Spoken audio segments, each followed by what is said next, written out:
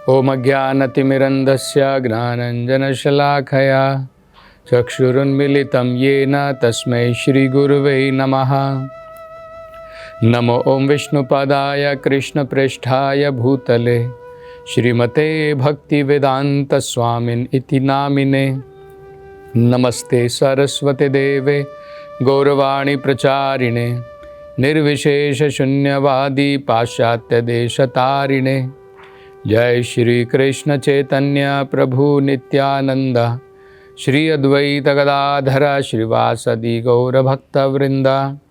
हरे कृष्णा कृष्ण कृष्णा हरे हरे, हरे राम राम राम हरे हरे। हरे कृष्णा। तो जैसे हम सभी कथाओं से पहले जो प्रार्थना करते हैं वो बड़ी महत्वपूर्ण है। ओम अज्ञान तिमिरंधस्य। अज्ञान क्या होता है? अंधकार होता है। और जब अंधकार होता है तो हम आंखें होते हुए भी देख नहीं सकते हैं। अंधेरे में अपने हाथ को भी हम नहीं देख सकते हैं, दूसरे लोगों को भी हम नहीं देख सकते हैं। जब प्रकाश आ जाता है उसे ज्ञान कहते हैं।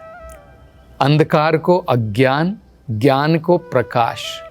जब प्रकाश आ जाता है तो इन्हीं आंखों के द्वारा हम सब कुछ देख सकते हैं।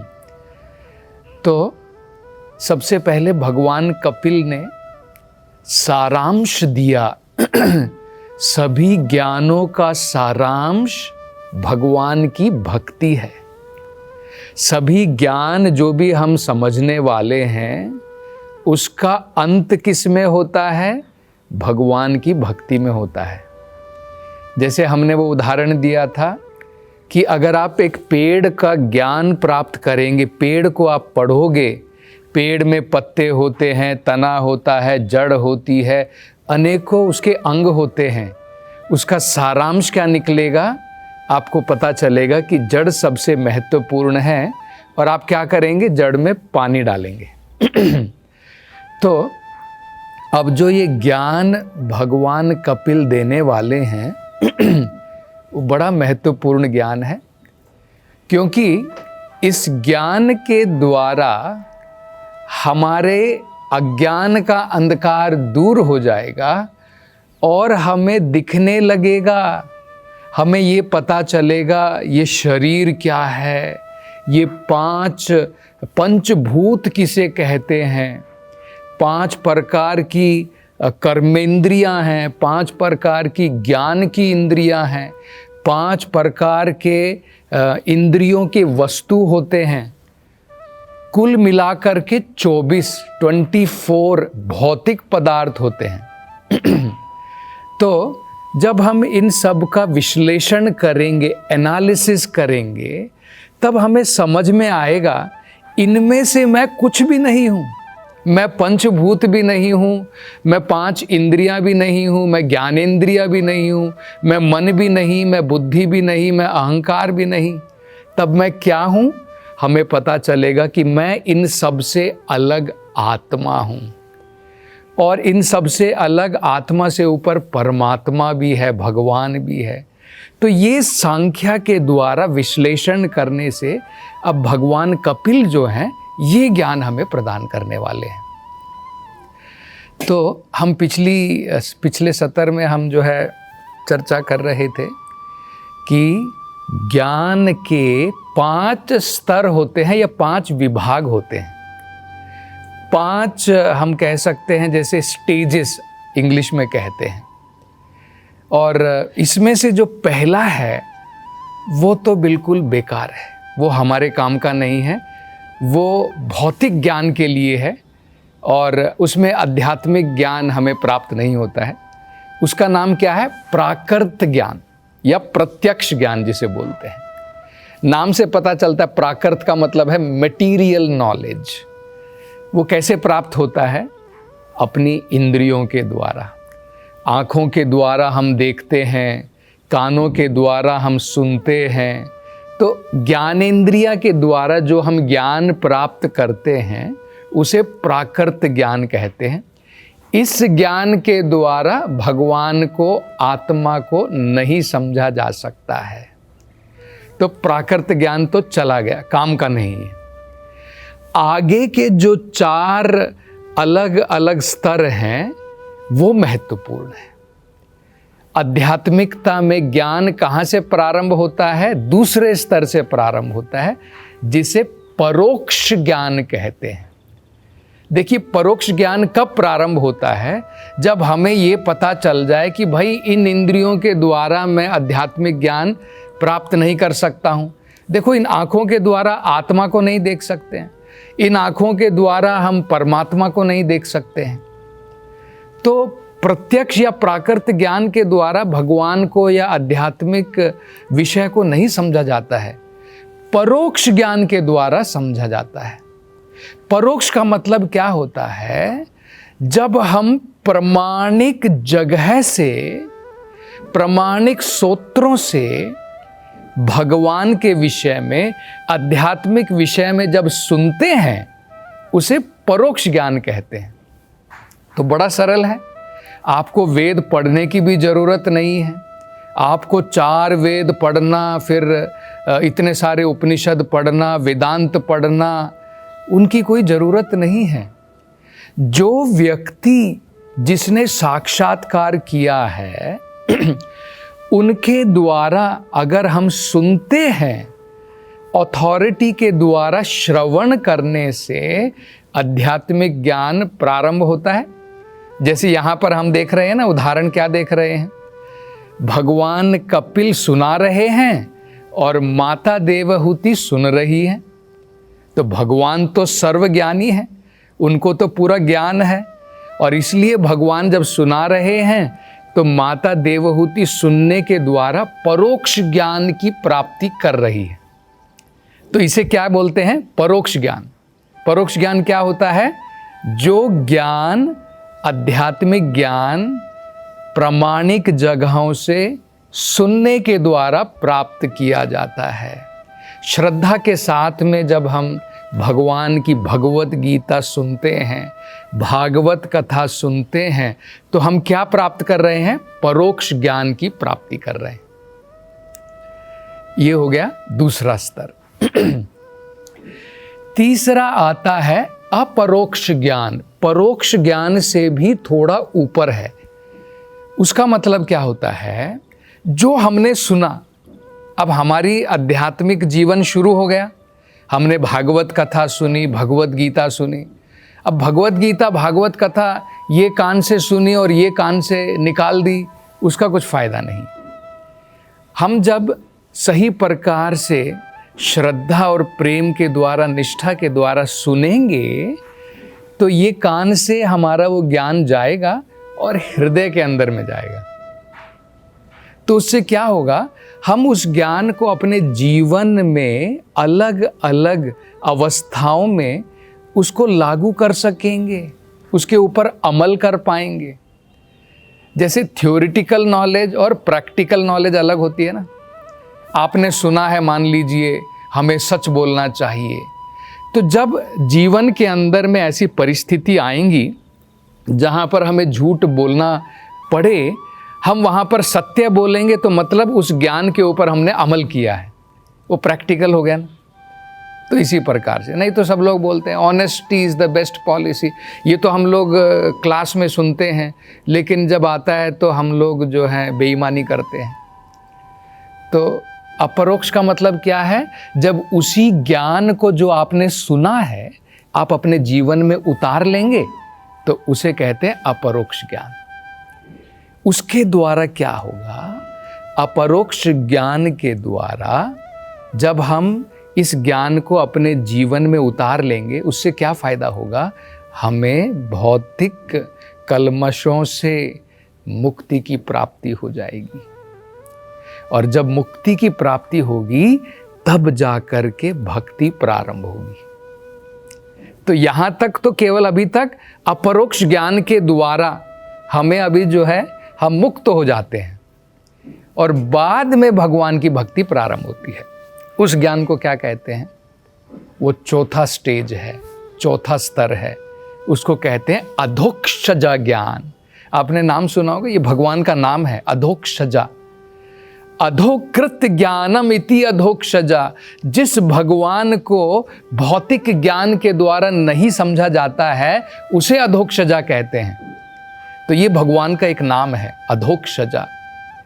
तो कि भगवान को अधोक्षजा ज्ञान तब हम प्राप्त कर सकते हैं जब हम भौतिक गंदगियों से मुक्त हो चुके हैं, हमारी इंद्रियां शुद्ध हो चुकी हैं, तब हमें भगवान का ज्ञान प्राप्त होता है, जिसे अधोक्षजा ज्ञान कहते हैं। और यहाँ पर जो है प्रारंभ होता है ज्ञान, अंत नहीं है। मतलब हमें पता चलता है भगवान एक पुरुष हैं, मुझे भगवान की भक्ति करनी चाहिए, मुझे भगवान की सेवा में लगना चाहिए। हमको ये ज्ञान प्राप्त होता है कि भगवान, लोग कहते हैं कि भगवान निराकार है, हमें पता चल जाता है कि भगवान निराकार एक रूप में है, लेकिन उनका जो फाइनल रूप है वो भगवान एक पुरुष हैं, उनका एक रूप है। भगवान का रूप हमारे जैसा रूप नहीं है, लेकिन उनका भी एक रूप है। भगवान की भी इंद्रियां हैं, हमारी जैसी इंद्रियां नहीं हैं। तो ये ज्ञान की जब प्राप्ति होती है, इसे अधोक्षजा ज्ञान कहते हैं। और फाइनल स्टेज जो होता है उसे अप्राकृत ज्ञान कहते हैं। मतलब प्योर भक्ति।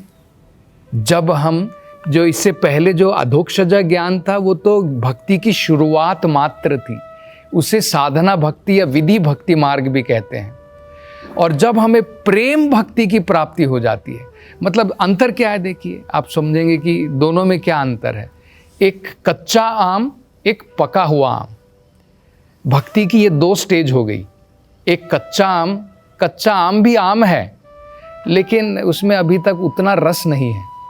जब आम पक जाएगा, बड़ा स्वादिष्ट है, बड़ा मीठा रहेगा। तो साधना भक्ति में हमें ज्ञान तो आ गया कि भगवान सर्वोत्तम पुरुष है, उनकी भक्ति करनी चाहिए, जप करना चाहिए। हम प्रारंभ भी कर देते हैं, लेकिन बड़ा मुश्किल होता है जप करने को। हमारी माला पूर्ण करने के लिए हमारा इतना मन नहीं रहता है, बड़ी मुश्किल से ज़बरदस्ती हम लोग जो है करते हैं। मंदिर में जाते हैं, कीर्तन में बैठते हैं, मन तो इधर उधर भागता रहता है। इसे विधि भक्ति कहते हैं, साधना भक्ति कहते हैं। और जब भगवान की तरफ ऑटोमेटिक आकर्षण आ जाता है, मतलब रुचि जागृत हो जाती है। आप जब जप कर रहे हैं तो उसमें आपको रुचि आती है, आपको एक टेस्ट आता है, स्वाद आता है। जैसे आदमी जो है स्पोर्ट्स में कोई रुचि लेता है, कोई डांस में रुचि लेता है, नृत्य में लेता है, कोई गाने में लेता है। इसी प्रकार से जब आप भगवान के नाम के जप में, भगवान की कथाओं में, जब आप भगवान के कीर्तन में, जब आपको रुचि आने लगेगी, मतलब हमें अप्राकृत ज्ञान की प्राप्ति हो रही है। और उसका अंतिम फाइनली हमें क्या प्राप्त होगा? भगवान की शुद्ध प्रेम भक्ति की प्राप्ति होगी। तो ये 5 स्तर जो हैं ज्ञान के होते हैं। और अब भगवान बता रहे हैं, कपिल भगवान बताएंगे फायदा क्या मिलेगा। ये परोक्ष ज्ञान, फिर अपरोक्ष ज्ञान, फिर बाद में अधोक्षजा ज्ञान, फिर अप्राकृत ज्ञान, ये सब ज्ञान की प्राप्ति से हमें क्या मिलने वाला है, अब भगवान कपिल जो है बताते। क्योंकि अब वो सारा ये ज्ञान देने वाले हैं माता देवहूति को। तो हमारे अंदर में इंस्पिरेशन तो होनी चाहिए, भाई क्यों सुनूं मैं।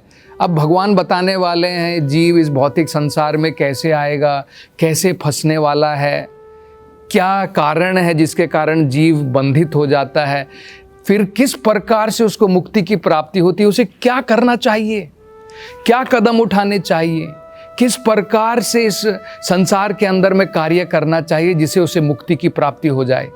ये सारी चीज़ें भगवान बताने वाले हैं। तो ये इससे हमें फ़ायदा क्या होने वाला है, अब भगवान जो है बड़े सुंदर तरीके से बताते हैं। तो बड़ा सुंदर श्लोक आता है जिसमें भगवान कपिल जो है माता देवहूति को बताते हैं। वो कहते हैं, ज्ञानम निःश्रेषाय अर्थम। ये जो ज्ञान मैं देने वाला हूँ, ये अल्टीमेट है, हमारे अल्टीमेट बेनिफिट के लिए है, अंतिम एकांत श्रेय के लिए है। बेनिफिट का मतलब होता है जो हमारी भलाई के लिए है, अंतिम भलाई के लिए है, सबसे टॉप मोस्ट भलाई के लिए है।